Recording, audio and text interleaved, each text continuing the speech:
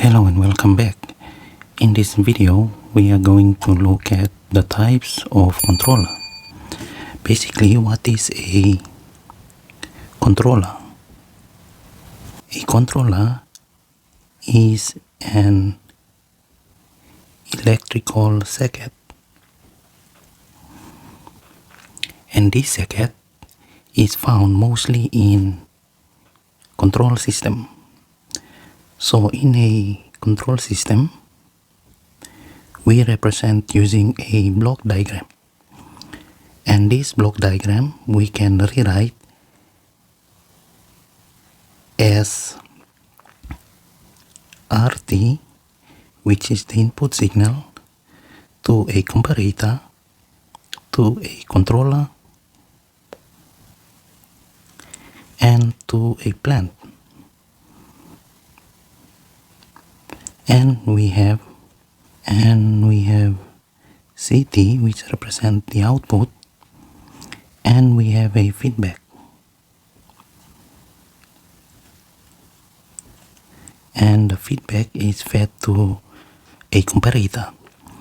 In most cases, we want a controller in a closed loop system. And this controller have a purpose.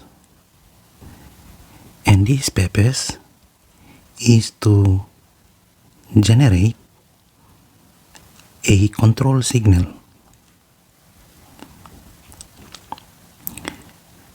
that reduces the deviation between the desired value from the actual value. And in that case, we can say MT, which is the control signal, and we have the ET.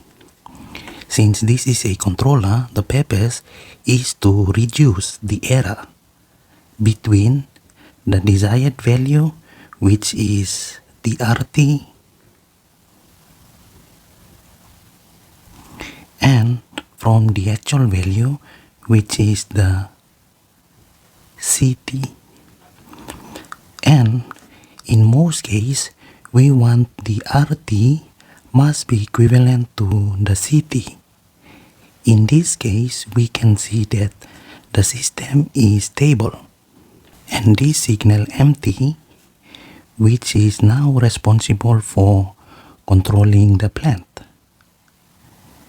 And we can simply say that if we have a system with a signal such as RT is the desired value, ET is the error value, and we can say FT, which is our feedback signal corresponding to the actual value. In that case, we can say that ET, which is the error signal, is equals to RT minus FT. And we can say we have a plus and a minus. So this is a negative feedback control system. And since we can say we have beta 1, beta 2, and beta 3, which represent the gain of the system, now we can see that the ET, which is equals to RT minus beta 3 CT. So we can say that the FT, which is the feedback signal, is corresponding to the actual output signal. Now we can see that the signal FT, which represents the feedback, is corresponding to or proportional to the CT. When we remove the proportional sign, it is now equals to beta 3 CT. So the feedback signal is directly corresponding to the actual signal. So this is our error signal, which is equals to RT minus FT. So in most of the case, when you see that ET is equals to 0, that correspond to RT is equivalent to CT. Now, when we say ET is greater than 0, now what do we have? The signal RT which is greater than the CT. And when we have the error signal ET less than 0, it is now corresponding to the desired signal is less than the actual signal. So you can now be able to understand why we need a controller, because these represent the deviation of the desired value and the actual output value. To reduce the error so that we have ET is equals to 0, we now need to use a controller. So the controller have a purpose that it will generate a signal that will reduce, meaning that the ET, which is the error signal, must be 0 or very, very small. So without a controller, we cannot be able to reduce the error that is produced in a system. So from this diagram, we can see RT is equals to the desired signal or the value, and we can say ET is the error signal or the error value, and we have the FT which represent the feedback signal, and we have the MT which correspond to the controller signal, and we have CT which represent the output or the actual signal. So all of this signal you will find in most of a control system diagram, and you would realize that some will be given a different variable.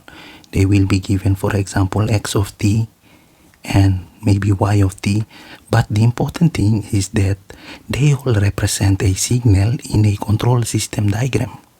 The control system is responsible for manipulating all of these signals. So let me give you one example. Imagine we have a patient, and this patient is standing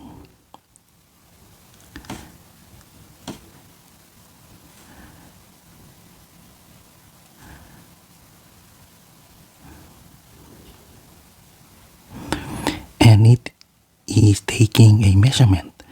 So we have a measurement from the ground level,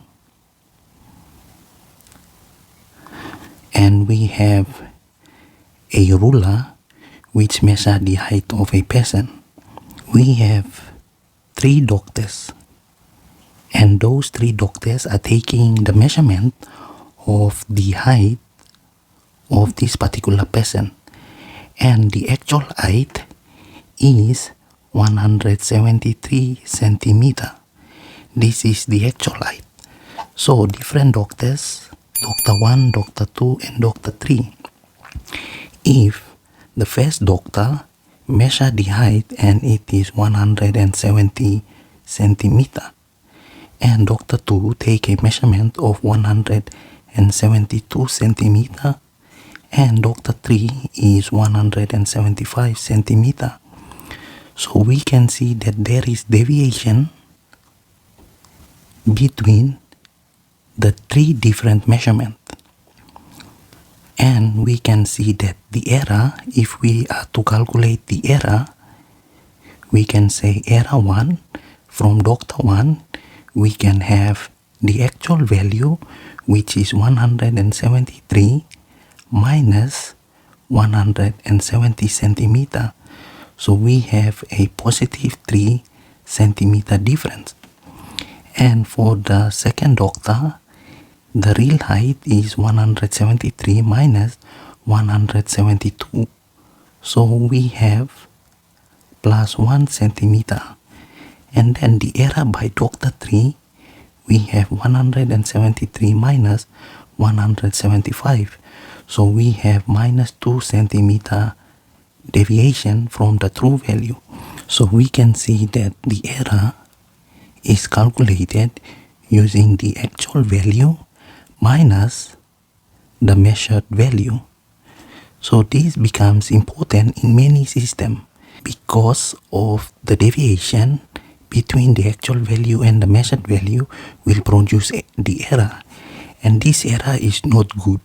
If we want to really get the actual height of this patient, we must reduce the error as small as possible. For example, 172 centimeter, that means Dr. 2 is trying to reduce the error of measurement of this particular patient. So it has only 1 centimeter deviation from the true value. So measured value and the actual value will produce the error. Similar approach can be found in a control system. And how to reduce the error is by using the controller. So this controller is responsible for the reduction of the error. By understanding all of this in mind, we can now proceed into the types of controller that we have in a control system that minimizes the error. We can now see that the controller is classified into the 3 main categories. The first category is the proportional controller. And secondly, we have integral controller.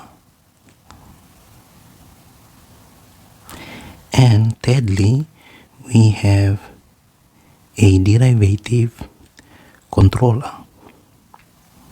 And these 3 main controller can also be categorized into a combination called the proportional integral controller and the proportional derivative controller. So we have the main controller and we have the combination of those main controller. So in our discussion, we will discuss each of these controller, the main controller, and the combination of the 3 main types. And our first discussion will be on the proportional controller. So what is a proportional controller? A proportional controller describes a controller signal where the controller exhibits linear relationship. So you should be able to know what is a linear system. So this proportional controller by definition have this linear relationship between the control signal and the error signal. So we know that we have a controller which have empty and ET, and we say empty is nothing but the control signal and ET is the error signal. So in a proportional controller, we can redraw such that we have the ET error signal into a proportional controller, and we have the empty, which is our control signal that will be used to drive the plant. So since it has a linear relationship, we can describe empty, which is proportional to the ET.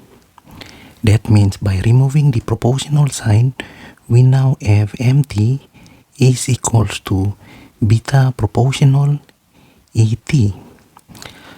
So when we talk about the linear relationship, that means if the MT increases, the ET will also increases. When MT decreases, then ET will decreases. That means if the error signal is small, that means the output control signal will also be very small. And when the error signal is big, that means that there will also be increase in the control signal.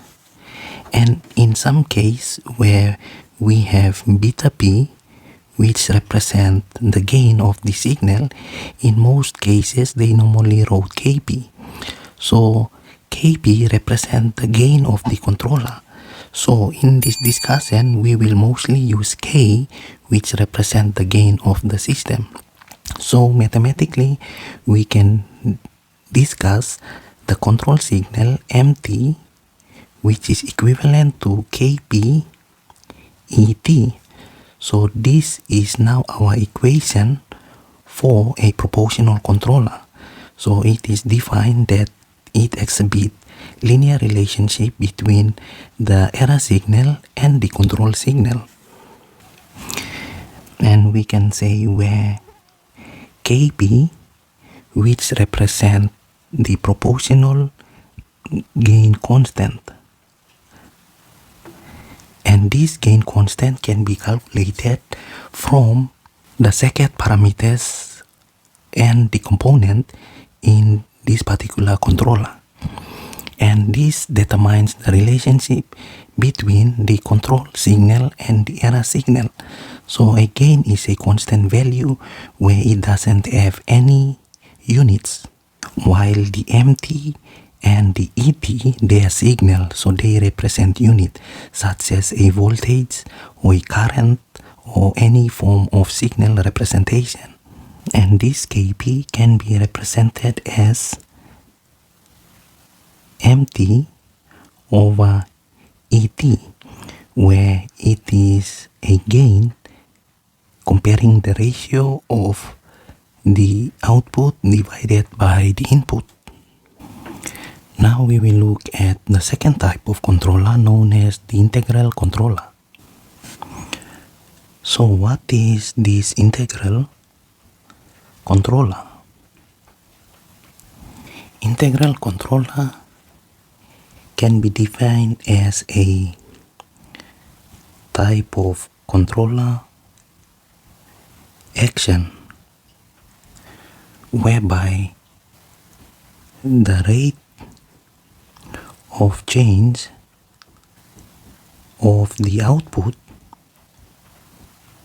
shows proportional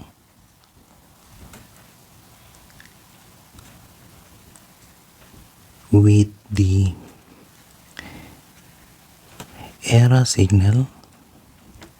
So in this type of controller, we can be able to say that we have the integral controller and we have the MT and we have the ET, and the gain can be Ki, which represent the gain of the integral controller. So from the definition, it says is a type of controller action and the rate of change of the output shows proportionality with the error signal. So we can see that the rate of change, when we talk about the rate of change, we are basically talking about the derivative, anything to do with the rate of change. So mathematically, it is telling us that the rate of change of the output, we have d on dt mt. This represents the rate of change in the output, and the output is nothing but the control signal, and it is proportional to the error signal, which is known as the ET. So we can basically see that when we remove the proportional sign, we have d on dt, mt is now equivalent to ki et. So this is now our controller that represent the definition. And since we want to find the response of the controller, which is the mt, which is the control signal, now we can change this to the original definition with the term integral controller. So we have mt is now equals to integration of ki et. So that means if we bring the term, which is the derivative, to the other side of the equation, it is now becoming integral. And integral, if you bring it to the other side of the equation, it now becomes derivative. Integration and derivation, they are both opposite. That is why by changing them in terms of the equation will give you, for example, differentiation and integration. In our mathematics video, you will find some example in which we will have discussed the differential equation and the integral equation, where this similar approach can be found. And finally, since ki is constant, we now should have mt, which is equivalent to ki integration of 0 infinity, which is e of t. So now this is our integral controller mathematical representation. So we have the block diagram and we have the mathematical equation. In most systems, we want to find the response. This is the response of the controller, where it is now our control signal. So we are mostly interested in the response of each of these controller. So we now have this equation that represent the integral controller. So by looking at this equation, we can now say that the control signal is equivalent to the integration of the error signal. So we can also write this equation in our own definition such that the control signal is equivalent to the integration of the error signal. So this can be our equation. In most cases in mathematics, where you learn integration and differentiation, most of these mathematics can be found in a system. That is why it is important for you to learn mathematics, because mathematics, when we talk about the calculus such as integration and differentiation, we are applying this mathematics to control a signal. So this is the overall idea about the importance of learning mathematics in your university level, in order for you to perform such operation based on the system. So we can be able to say that the ET, for your understanding, we can say 0 to infinity, and we have the MT. So when you think about the integral controller, you only have to think about the integration of the system, and this particular system have a gain ki, which is the constant value which represent the second parameters. So we can simply say that ki is equivalent to mt over the integration of et. So this is our constant gain of the system. And finally, we will look at what is a derivative controller. And our third main controller is the derivative controller. So what is a derivative controller?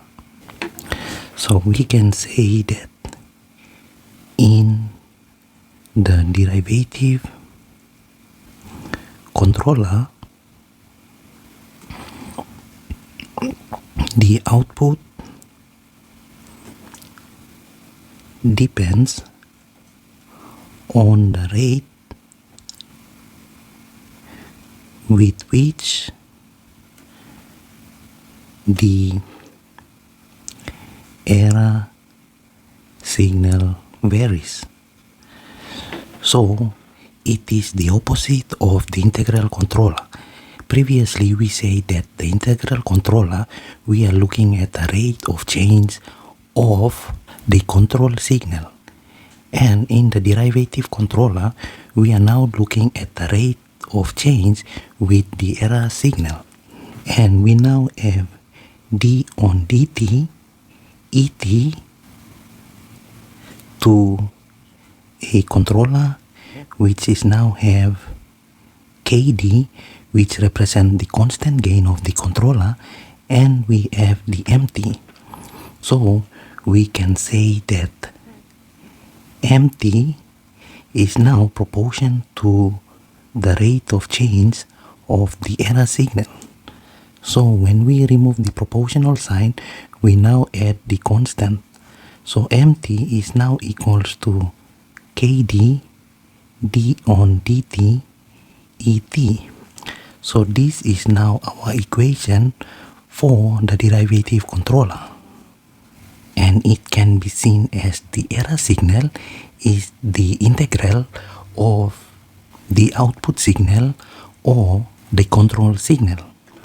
And we can see that the kd, which is the gain or derivative gain of the derivative controller, is equivalent to mt over d on dt et.